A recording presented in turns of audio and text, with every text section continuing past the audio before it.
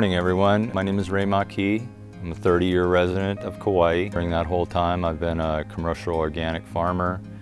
I'm a permaculture landscaper, designer, nurseryman, consultant, and I've been growing hemp for the last 18 months here on our 20-acre family-owned hemp farm. I'm, on numerous agriculture boards here on Kauai and across the state, and founding member of the Hawaii Hemp Farmers Association and Hawaii Farmers Union. So really happy to be here with you this morning. And here behind us you can see a portion of the last acre that we're growing of hemp this year. This is 5 different sativas, pure hemp strains. And I think this has been our most successful season yet.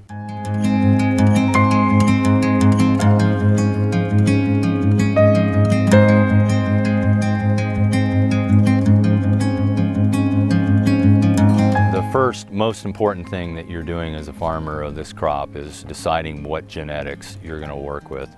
So I've worked with a number of companies and a number of varieties even within those companies that were all different and successful on the mainland for under a number of reasons, but some were adapted to this environment, some were better in different Hawaii seasons than the other. So figuring out what genetics you're going to work with, I think, is the first step.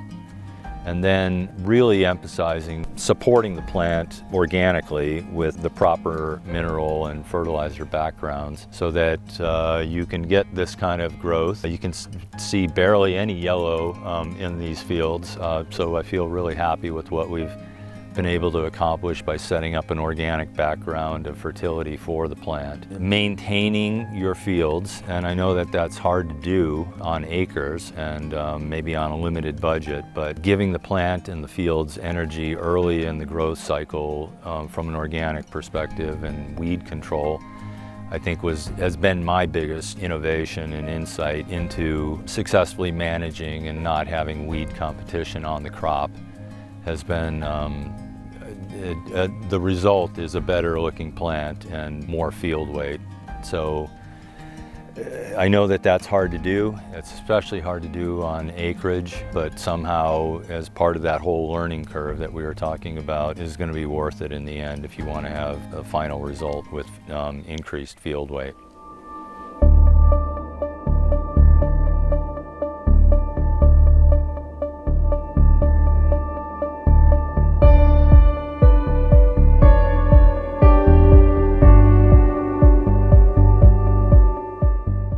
Well, we're at the edge of one of our fields here, and wanted to just take you through what we do at the time of planting, which is to make sure that our soil report is recognized for putting in the cations and fertilizers that need to create an organically balanced regenerative soil.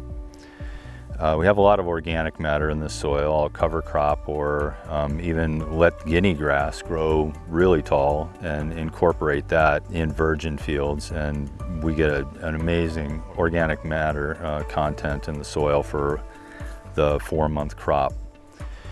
But the field will be tilled.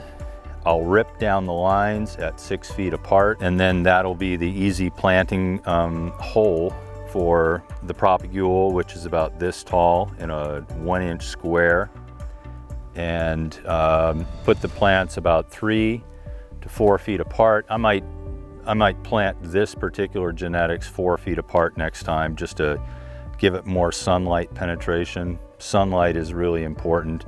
You can see that in the sun, buds are more developed. Lower on the plant, we have less development. And that's really, I think, the result of, solar infusion, because at that same level, you can see the 2 different results here in the flower. And then drip tape is added to the field.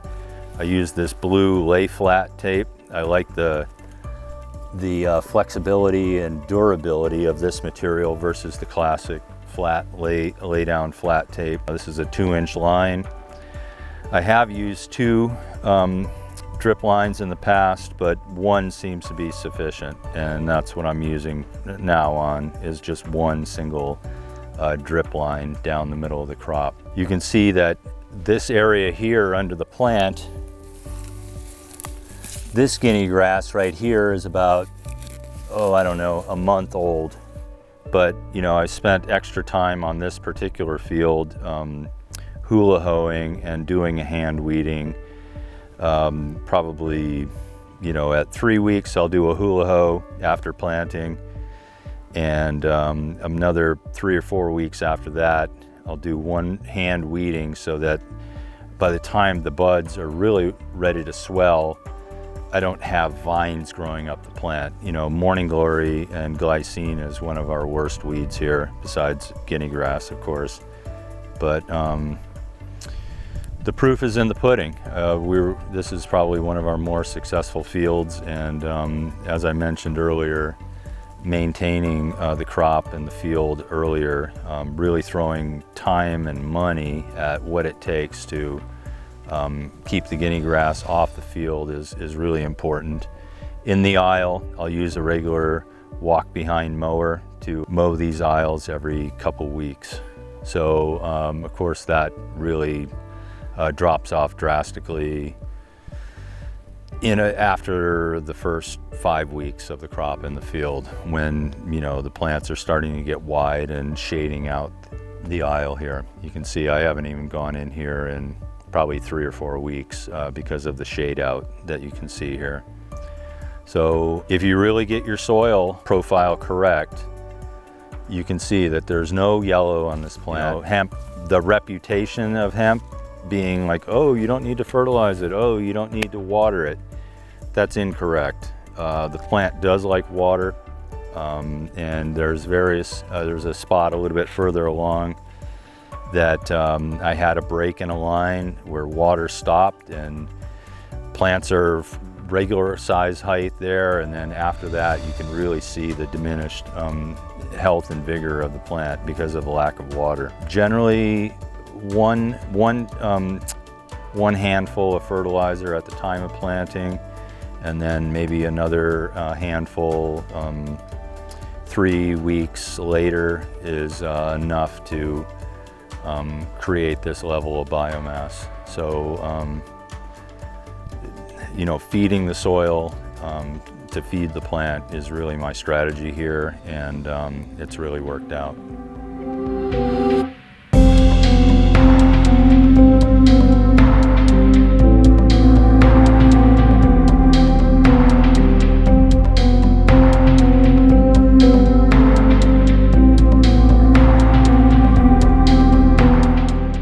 I've learned in the last few years. What really surprised me was just the learning curve is very steep in this business, and you're gonna learn new lessons out here every single day. And the main thing to realize is that a business plan is essential, not just how to grow the plant, which to me is the easiest part, but all the other accessory steps that go into taking it from a seed, dealing with the regulatory environment, growing it successfully in the field during the variety of seasons is challenging and different in every single one of them.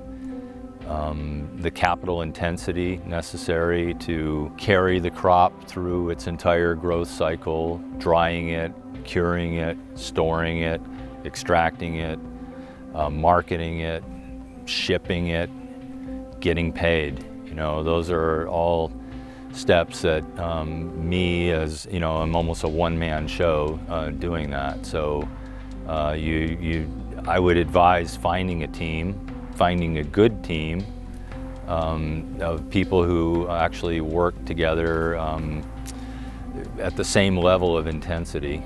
You know, I've seen a lot of partnerships in this industry go sideways because people were mismatched.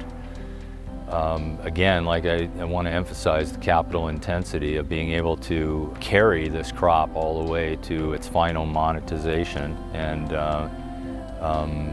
reaching out into the area of expertise for mentorship is really important, I think, and something that everybody should be looking for. Just because you had some involvement in cannabis at one stage or another, the lessons in Hawaii will be different.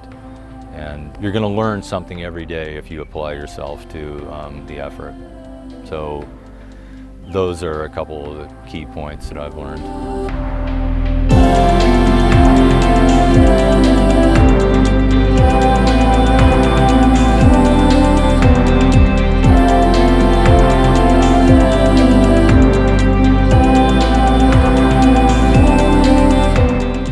Well, to go from the plant in the field, it's dried or it's cured, depending on what your product is.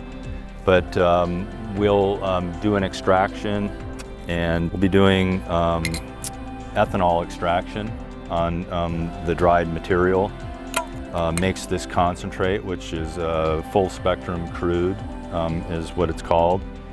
And then this is diluted into organic coconut oils to make a number of products. We have a 600 milligram strength, 1200 milligram, 1800 milligram, 444 milligram topical spray, and a pet formula 150 milligram dosage for animals.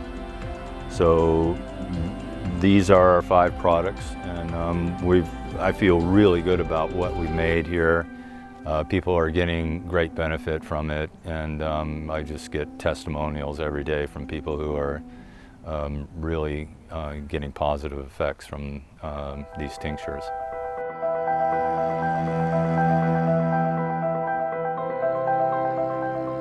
Okay, so after we've cut down the plant, loaded it onto a truck, we bring it over to the end of one of our drying sheds, and we have 2 or 3 of these that are in various stages of use for different propagation or drying needs on the farm. This is a new construction. We've have this Durascrim plastic roof, which has white on the inside for reflectivity and black on the outside to capture heat. We're probably about 8 degrees hotter inside than we are in the outside environment, and we have fans that will move air around, and in about 4 days we're able to bring the crop to about 60% humidity levels. So here's a demonstration of what the plant looks like. This was placed on these trellis lines that are about 3 feet, 4 feet apart yesterday. And in about 4 days, this is what the plant looks like at 4 days of dryness. You can see that it's pretty much ready to go into the curing chamber at 60% humidity. Really, you have to either work with the plant on in the first hours after harvest, or let it get this dry in order to be able to hand buck, or use this machine, which is a bud bucker. Individual branches that look particularly good for smokable flower are hung on this trellis line and brought over to the bucking machine.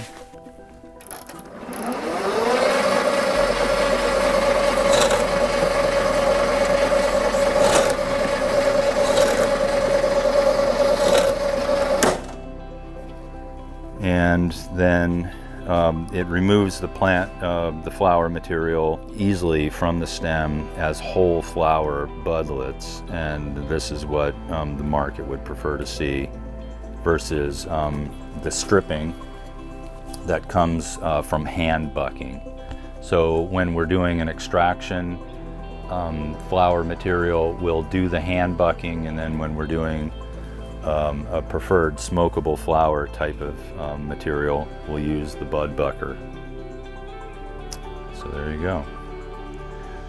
It's amazing the big flowers in the field, what they really turn into at this stage is a very small flower and the biggest problem with that is being under total THC constraints for legal compliance. On the mainland, a lot of states are still under 0.3% Delta 9, which means that there might be even up to 0.6 THCA still in the plant, while Delta 9 THC is still developing. Here in Hawaii, we're under total THC compliance regulations, and our flowers are smaller. And UV radiation at this latitude also makes our plants hotter faster. So that's one more environmental constraint and disadvantage that we have here in Hawaii. Here you can see some stem materials of buck plants that these were all hand stripped like this, and I made this little pile of stem material for a paper artisan who is going to make a hemp paper with this. But of course we have hempcrete. This would be the material you'd use for hempcrete, and paper, and you know, we're still really trying to utilize this biomass into usable Hawaii products.